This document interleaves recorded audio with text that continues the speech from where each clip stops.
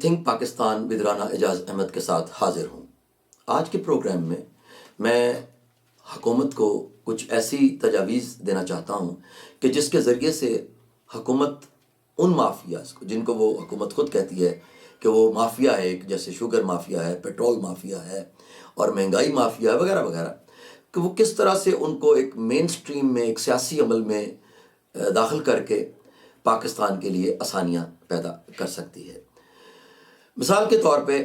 میں یہ سمجھتا ہوں کہ جتنے بھی مافیا ہیں ان کو اگر آپ کنٹرول نہیں کر سکتے، جیسا کہ پرائم منسٹر عمران خان صاحب نے خود کہا کہ یہ مافیا بہت سٹرونگ ہیں، ان کے خلاف ہمیں جہاد کرنا پڑے گا، جنگ کرنی پڑے گی۔ وہ جہاد کامیاب ہوتا ہے، جنگ کامیاب ہوتی ہے، اور میری دعائیں ان کے ساتھ ہیں، وہ یقیناً کامیاب ہوں گے۔ لیکن جب تک کامیاب نہیں ہوتے اس وقت تک اگر ہم عوام سے قربانیاں لینے کی بجائے سیاسی زعماء، جن کو ہم پولیٹیکل ایلیٹ کہتے ہیں، ان سے کہا جائے کہ بھی وہ قربانی دیں اور وہ ان مافیا کو مین سٹریم میں لے کر آئیں اور ایسے طریقے سے ان کو راضی کریں کہ جس سے ملک کی معیشت جو ہے وہ سسٹین کر سکے۔ اس کے لیے ہم کیا کر سکتے ہیں؟ نمبر 1، پاکستان کے اندر کرپشن کو لیگلائز کیا جائے فار دی ٹائم بینگ، جب تک ہم ریفارمز نہیں لے کے آتے، کیونکہ انفارچونیٹلی ہم ریفارمز لا ہی نہیں رہے۔ ابھی ایک بھی ایسی ریفارمز کا ہم نے فارمولا پیش نہیں کیا ہمارے حکومتی اہلکاروں نے کہ ہمیں پتہ چلے کہ جی فرض کریں 2025 تک یا 2030 تک یہ ریفارمز کر دی گئی ہیں اور یہ امپلیمنٹ ہو جائیں گی۔ انفارچونیٹلی ابھی حال ہی میں یہ بل تو آ گیا ہے کہ کس طرح سے ہم نے اپنے کچھ اداروں کو ایک اتنی تقدیس دینی ہے کہ ہم ان کے خلاف کسی قسم کی جائز تنقید بھی نہیں کر سکتے۔ اور یہ آگے آگے آپ دیکھیے گا کہ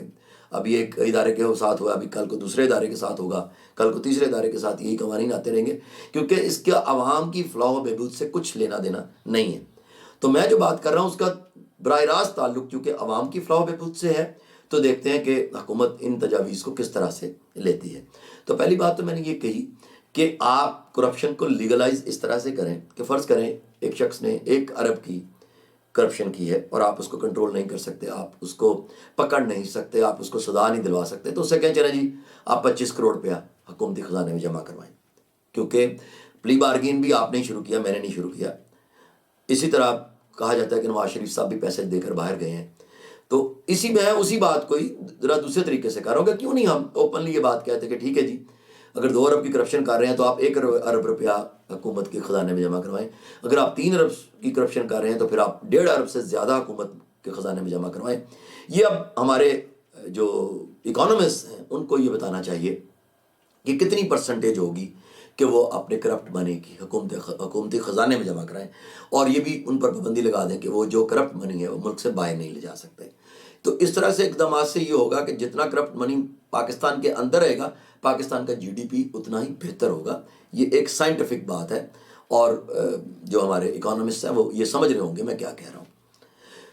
دوسری بات یہ ہے کہ اگر یہ نہیں تو اگر آپ کے جو بڑے خاندان ہیں پاکستان کے، 40 ہیں، 50 ہیں، 60 ہیں، جو کہ یہ کلیم کرتے ہیں کہ ہم پاکستان کی خدمت کرنا چاہتے ہیں یا کر رہے ہیں، یہ کرتے رہیں گے، ان سے آپ کہیں گے کہ چلیں آپ آئیں سامنے، ہمیں IMF کی ہارڈ کنڈیشنلٹیز کو ایکسیپٹ کرنا پڑتا ہے، ڈیٹ سروسنگ میں ہی ہمارا مور دین 70% جو ہے وہ لون چلا جاتا ہے، تو برائے مہربانی ہمیں یہ کریں کہ ہم IMF سے قرضہ نہیں لیتے، ہم آپ ان خاندانوں سے جنہوں نے پاکستان سے ہی پیسہ کمایا ہے، چھوڑیں اس بات کو کہ وہ انہوں نے نیگیٹو طریقے سے کمایا ہے، پازیٹیو طریقے سے کمایا ہے، یہ ڈبیٹ علیحدہ رہنے دیتے ہیں۔ ہم یہ کہتے ہیں جی کہ ان کو کہ آپ ہمیں اس طرح کریں کہ پاکستان کی حکومت کو انٹرسٹ فری لون دے دیں، آسان قسطوں کے ساتھ، کہ جس سے آسان شرائط کے ساتھ وہ حکومت آپ کو قسطوں کے ساتھ وہ لون واپس کرتی جائے گی۔ آپ اس کا مطلب ہے خدمت کر رہے ہیں، ملک سے مہنگائی اور بے روزگاری ختم ہوگی اس طرح سے،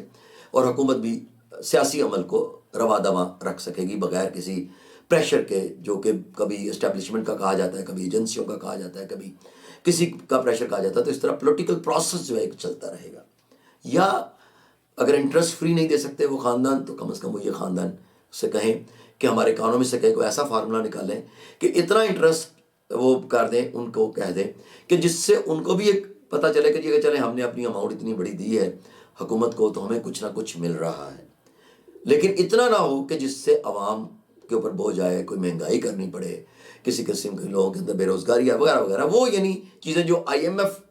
سے قرض لینے سے ہمارے اوپر جو عذاب آتا ہے وہ نکل جائے، لیکن عوام جو ہے وہ سکون سے رہے، آسانی میں آ جائے۔ تو یہ ایسی سجیشنز ہیں جو کہ بڑی قابل عمل ہیں۔ حکومت کو چاہیے کہ جتنے مافیا ہیں ان کو اور ان خاندانوں کو ایک نیگوشیشن کے لیے ٹیبل پر لے کر آئیں اور ان سے بات کریں، ان کو بینیفٹس دیں، اور کرپٹ منی کو باہر نہ جانے کے لیے کم از کم ریفارم کر لیں خدا کے واسطے۔ اس میں کوئی حکومت پر پریشر نہیں ہونا چاہیے، اس میں کسی قسم کی کوئی ان کو مخالفت وہ فیس نہیں کر سکتے اسمبلی میں، یعنی کوئی تو ریفارمز لے کر آئے نا، دینا نہیں ہے۔ تو برائے مہربانی میں عوام سے، آپ لوگوں سے بھی کہوں گا، خود بھی سوچ رہا ہوں، آپ بھی سوچئے۔ تھنک پاکستان ود رانا اعجاز احمد، شکریہ۔